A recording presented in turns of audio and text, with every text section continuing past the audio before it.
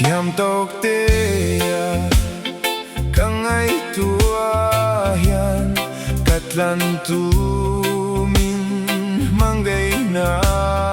le katan krosa impek chan chin amoin angai nong bang love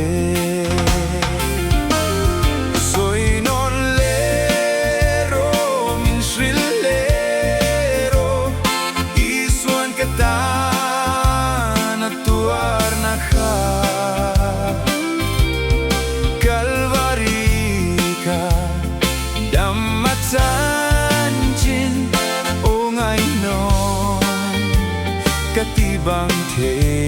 love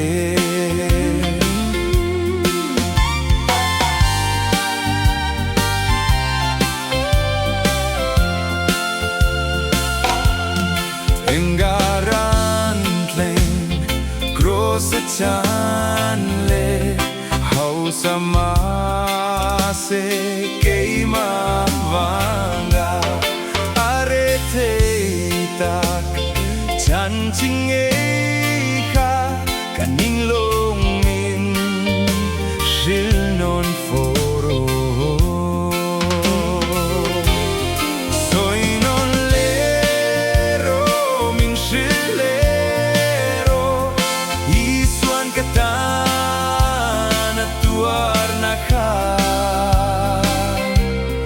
kalvarika damatsa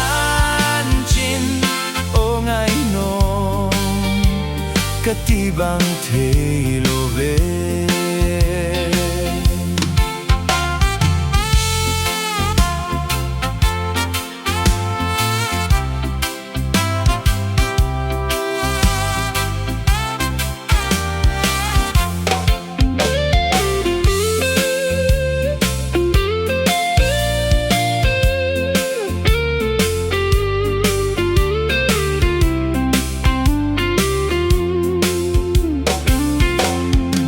chandam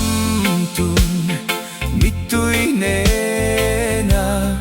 kapangai dam Rawh atiha at srong trai kam chua ko moi ber tin laia angai nom bang love